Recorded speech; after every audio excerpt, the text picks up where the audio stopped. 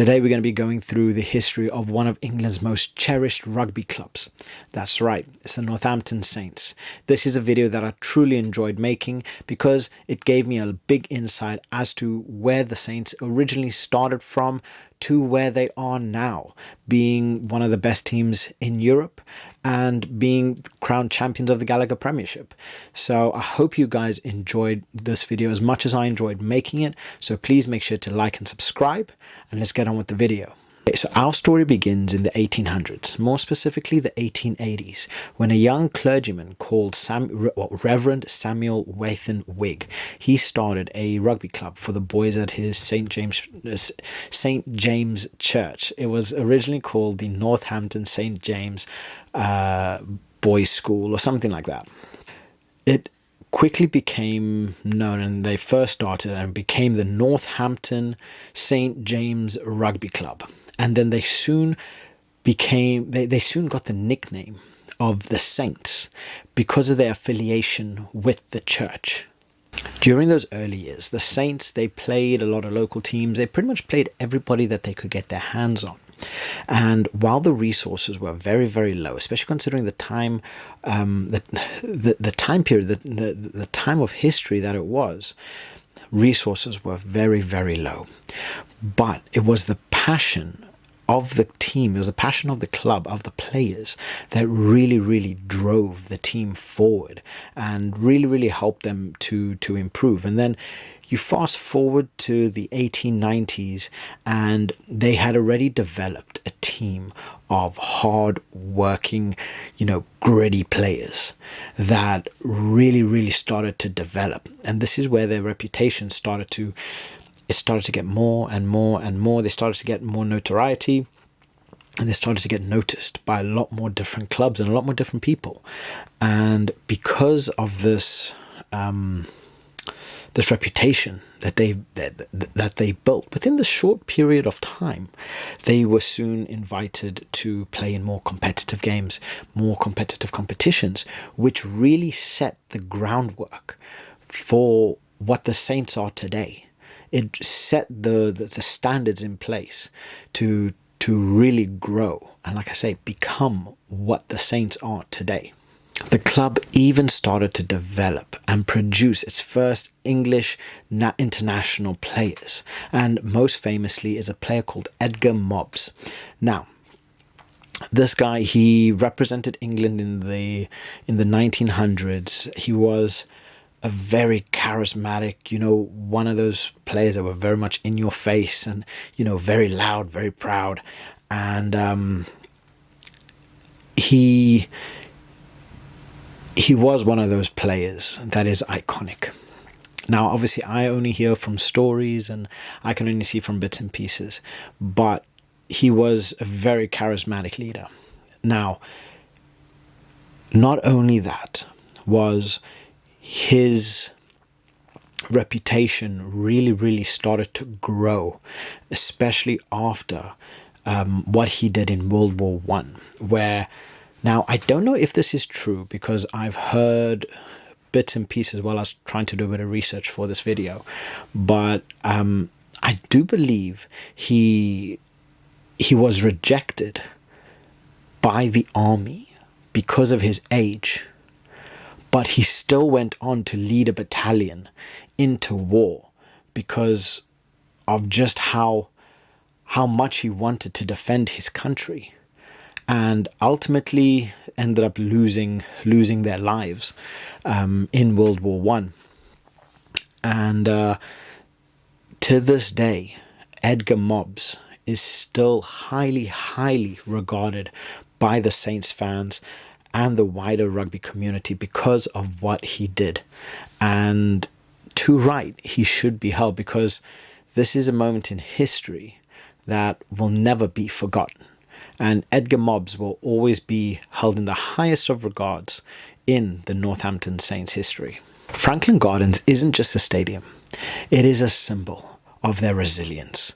It's the club's resilience. It's the club's ties to the fan base, to the community, because this is something that Northampton has always been built around, is their community. They are a community first club. And Franklin Gardens, I think it's called now the Cinch Stadium, has really brought generations on generations on generations on generations of fans to the stadium. And the more the Saints grow, the bigger the fan base is going to get. And this is one of the reasons why I've started this video. I did this video is I want to bring and highlight to people just how deeply rooted rugby is in Northampton. And hopefully we can get a couple new fans to go and watch the games, to be avid supporters of this great club. Because the Saints are only going to keep growing.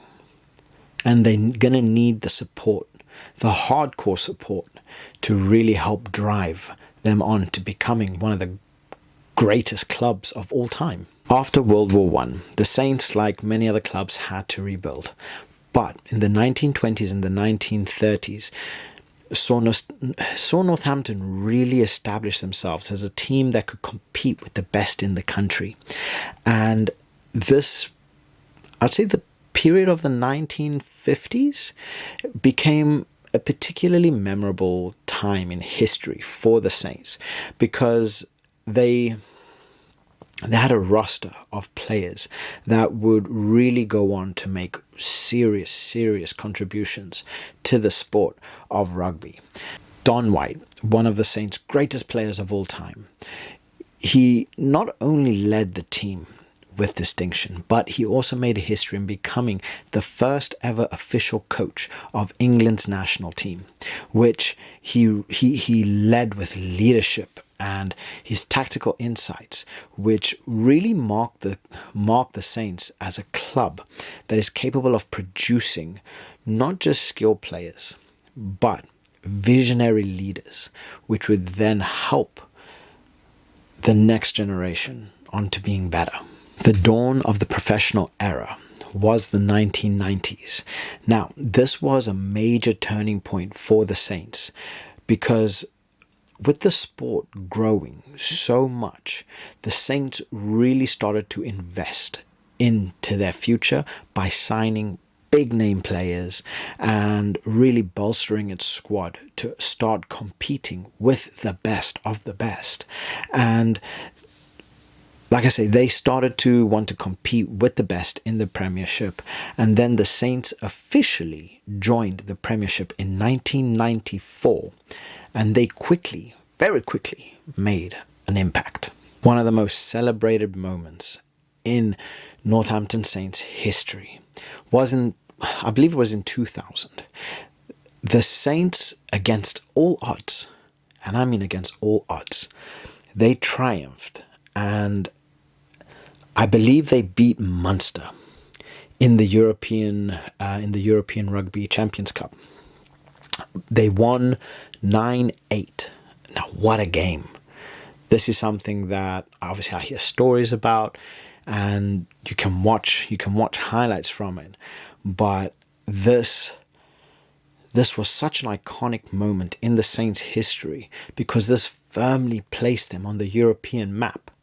And this was won by the slightest of margins, literally the slightest of margins, but it made all the difference to the Saints and really helped propel them onto a completely different level of rugby and really helped push them onto this next level, which they've really taken to, and they've just continued to grow. So this victory, it wasn't just for the club, but it was for the fans. It was for every single fan that has been there, from the high, the low. Like I say, the Saints are very much a community first club. There are generations of supporters that go in, week out to watch the Saints play. And although the Saints can sometimes be quite frustrating because they're very up and down, you take it. And this was for the struggle.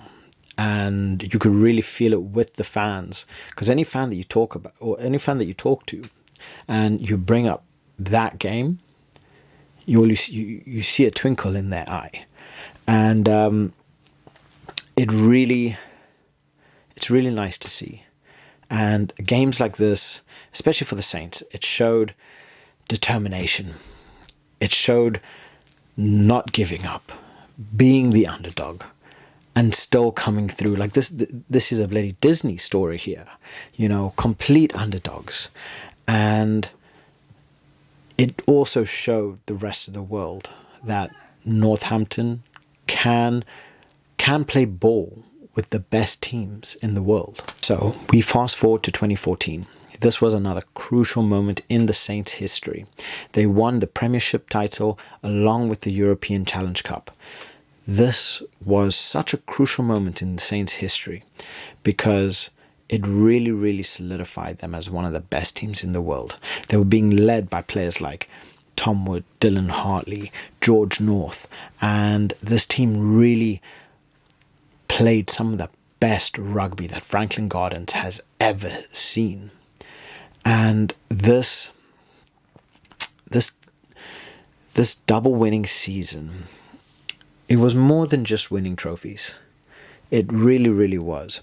Because it was about proving that the Saints were not only capable of playing at the highest levels domestically, but also internationally. And like I say, really putting them on the international map. Because this is not something that is just done by accident. This is something that is done with hard work, day in, day out, training, putting in your effort to really, really be the best team in the world. And they showed why, and showed that they had the capability of doing this. And like I say, really shown that they could dominate domestically and internationally within a single season. And then the victory parade that happened after this really showed the support and love that the Northampton community has for the club, because you literally had thousands of people celebrating this achievement. And I can't even think or imagine how elated those players must have felt winning what they did, not only just winning it, but then bringing it home and seeing thousands of fans being there, thanking you for what you have done. That must have been crazy. Since then, the Saints have continued to grow. And they're really pushing on and really trying to develop the team, the youth. And the Franklin Gardens is now one of the most modern rugby clubs in the UK, with investment that they've really put into the stadium.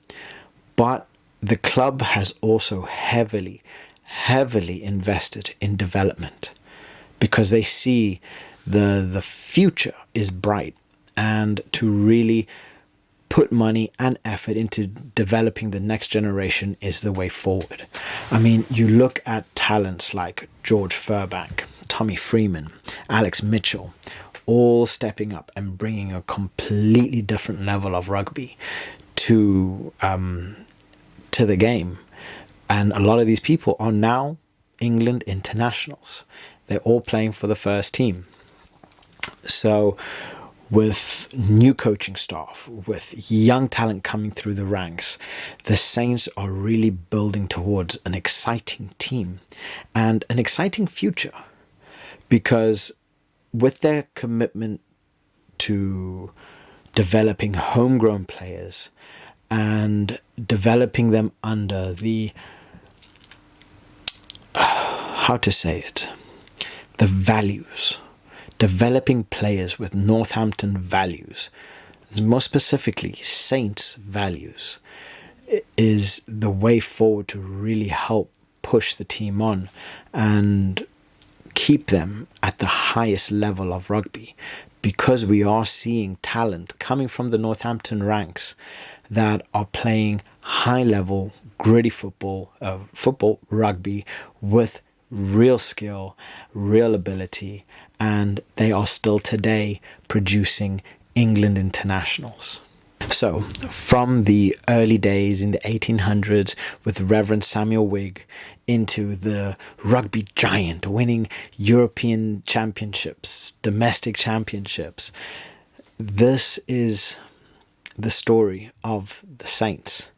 And the Saints' journey is one of passion, resilience, grittiness, and it's really a club that has surrounded themselves with, or that really surrounded themselves around their community and has grown with their community. And they've really built a legacy on hard work, on loyalty, and really put a step, and they really put their best foot forward in terms of developing the future generations, the future stars, to keep the club playing at its highest levels. So that's the story of the Northampton Saints, a club that really embodies the spirit of rugby. So thank you very much for watching, and like I say, I really hope you guys enjoy watching this as much as I have enjoyed making this for you. I hope you've learned a little bit more about the club and its history. So if you do like this, please drop your comments in the comment section below, like and subscribe, and on that note, I'll catch you guys in the next one. Bye.